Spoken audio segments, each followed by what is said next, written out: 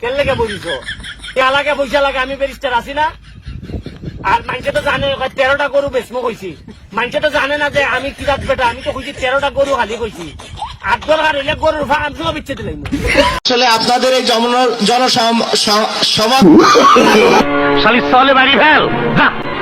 আমি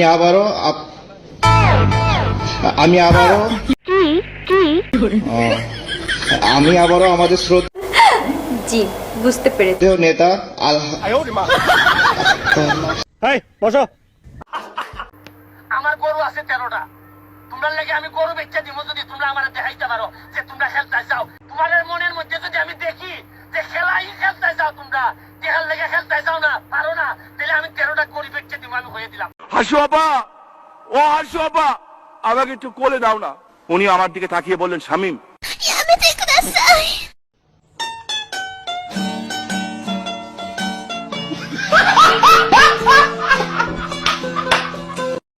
লোকে আপনাকে বলে টাকলা মুরাদ, যখন লোকে বলে পাগলা মুরাদ, তখন আপনি আর আপনাকেই বা সবাই পছন্দ করে নাকি? তাই কি মনে হয় নিজেকে অত বড় হিরো আপনি?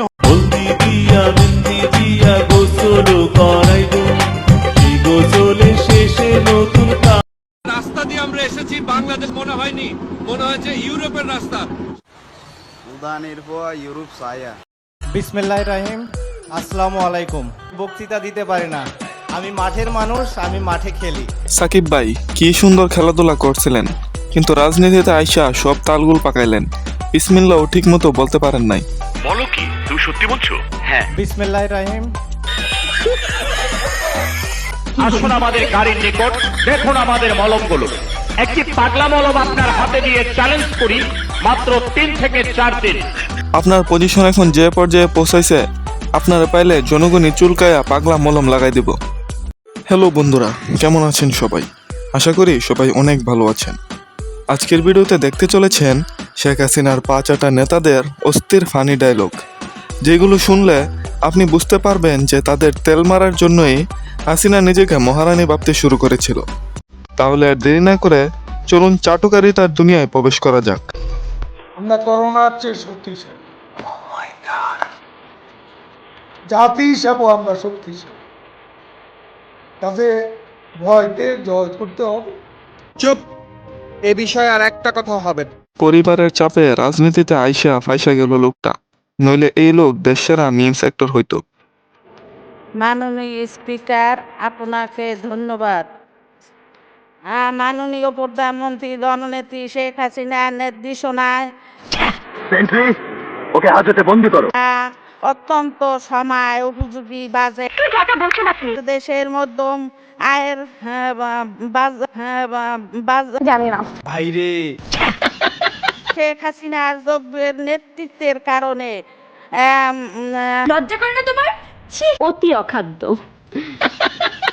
এবং তৃতীয় হাসিনা নারী অধিকার দেখানোর জন্য সংসদে এমন লোক আইনা বসাইছে যারা দেখেও রিডিং পড়তে পারে না।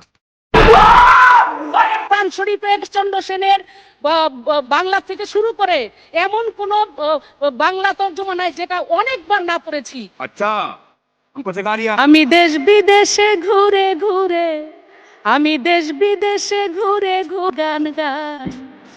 তুমি সব কি বলছো? এত কিতাব পড়ার পরও কোথাও কি কোনো হাদিসে পান নাই যে গান বাজনা হারাম? যিনি বঙ্গবন্ধুর কন্যা তিনি।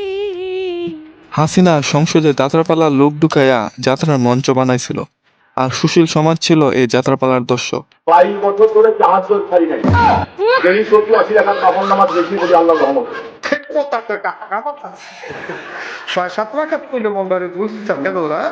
ফরজ নামাজ না পড়ে দেরি 70 থেকে 80 রাকাত তাহাজ্জুদ পড়লে কি আর আল্লাহ দোয়া কবুল করবে? খেলা হবে, খেলা হবে। তুই তোর খালেদা জিয়া, তোর জামাত, তোর হেফাজত সব নিয়ে আমরা খেলবো। বিএনপি, জামায়াত, হেফাজত সবাই এখন আপনাদের সাথে খেলতে প্রস্তুত, কিন্তু আপনারাই তো দেখি এখন মাঠ থেকে গায়েব। মিথ্যে কথা।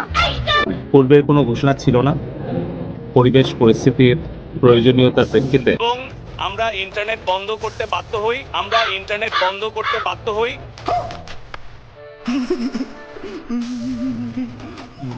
পরীক্ষামূলক দ্রুত আমরা ব্রডব্যান্ড চালু করছি। বিশ্বের সঙ্গে যোগাযোগ বন্ধ ও বাংলাদেশকে পেছনে নিতে পরিকল্পিতভাবে ডাটা সেন্টারগুলোতে আগুন দেওয়া হয়েছে বলেও জানান প্রতিমন্ত্রী। আচ্ছা,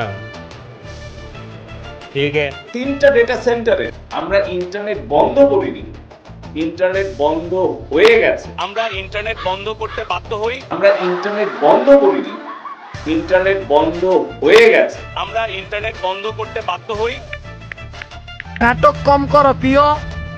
একটা মিথ্যা কথা বললে অনেক মিথ্যা কথা মানে অনেক একটা মিথ্যা কথা বললে ওইটা অনেকগুলো আরো মিথ্যা কথা ঢাকার চেষ্টা করলো ওইটা মিথ্যাই থেকে যাবে। এই পলক সাহেবকে তো জাতি ভালো করে চিনতই না, কিন্তু হাসিনা পালাবার আগে এক নেট বিষয়ে লোকটারে ভাইরাল করে দিয়ে গেল। বেশি কথা বললে অনেক কিছু রেকর্ড আছে, সেগুলো ফাঁস করে দিই। এই লোক তো দেখি পলক স্যারের থেকেও বড় বিজ্ঞানী। আমাদের ফেরদৌসকে আপনারা দেখে রাখবেন আপনাদের পাশে। আমাদের বিশ্বাস ফেরদৌস আগামী 5 বছর আপনাদের সুখে দুঃখে থাকবে, এবং ফেরদৌসের সাথে সাথে বোনাস হিসাবে আপনারা আমাদেরকেও পাবেন যখন প্রয়োজন হবে। সঙ্গ দোষে যে অধপতন তার প্রমাণ এই রিয়াজ মিয়া। ফেরদৌসের সাথে চলে রাজনীতিতে আইসা না পাইলু পদ, উল্টা আবুল তাবুল বক্তব্য দিয়ে নিচের 12টা বাজাইছে। আমরা এই মানুষগুলোর আনন্দ ফিরিয়ে দিতে চাই ইনশাআল্লাহ। শিল্পী সমিতির যারা আছেন, আমাদের ভোটার যারা আছেন, এই মানুষগুলোর চেহারার দিকে তাকান। আরে চোখের পানিতে বুকটা বাইসা যায়। দেখেন এই যে আমি সামান্য একটু দেখাইতেছি, এই বর্তমানের অবস্থা দেখেন, লুঙ্গি প্রায় বিপদ সীমার উপরে উঠে যাচ্ছে।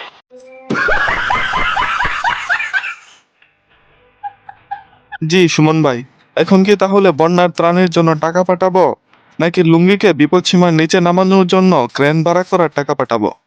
আমার এলাকায় একটা ময়লার নদীতে 49টার মতো বাথরুমের লাইন ছিল। আমি এমপি হওয়ার পর এই বাথরুমের নদীতে ডুব দিয়ে উঠতে বলছিলাম, যে এমপি 49টা বাথরুমের লাইনে ডুব দিতে পারে, এই এমপি ইতিহাস না বদলে যাবে না এই এলাকা থেকে। আপনি বাথরুমের পুকুরে সাঁতার কেটে আসলে ইতিহাস বদলাইছেন। আপনার প্রিয় নেত্রীর সাথে আপনিও রানিং এমপি থাকাকালীন পাকছেন। মানে বলো কি, তুমি সত্যি বলছো? হ্যাঁ। আচ্ছা পূর্ণিমা, তুমি কবার জাতীয় চলচ্চিত্র পুরস্কার পেয়েছো? আমি একবারই পেয়েছি। একবার। হ্যাঁ। 25 বছরের ক্যারিয়ারে একবার, নট ব্যাড। অনেকে অবশ্য 6-7টা সিনেমা করে 5টা জাতীয় চলচ্চিত্র সেটাই, পেয়ে যায়। তুমি 6-7টা পুরস্কার পেয়েছো, তার মানে এই না তুমি মনোনয়ন পেয়ে যাবে। বলা যায় না, 2 আপার সামনে বসে আছে, মনোনয়ন পেয়েও যেতে পারি। এত তেল মাইরা মনোনয়নও পাইলেন, পদও পাইলেন, কিন্তু ফলাফল হইল শূন্য। এখন না করতে পারবেন সিনেমা, আর রাজনীতি তো বলে দূরের বিষয়। আপনার জন্য আমি এই মুহূর্তে আমার দুলাইনের একটা কবিতা মনে করছে। শুনেছো কি রাতের বাংলা খবর, কাল সকালে বৃষ্টি হবে, ভিজবে সারা শহর। কেন দরজাটা তুমি খোলা রেখো, আমি আসতে পারবো। रहा नहीं जाता, तड़प ही ऐसी है ना। পদ পাওয়ার জন্য ফেরদৌস থেকে ফেরদৌস ঠাকুর হয়েছিলেন, কিন্তু কবিতার কোনো আগাগোড়া মাথা কিছুই বুঝলাম না। আইসো আপা, ও আইসো আপা, আমাকে একটু বলে দাও না। উনি আমার দিকে তাকিয়ে বলেন, স্বামী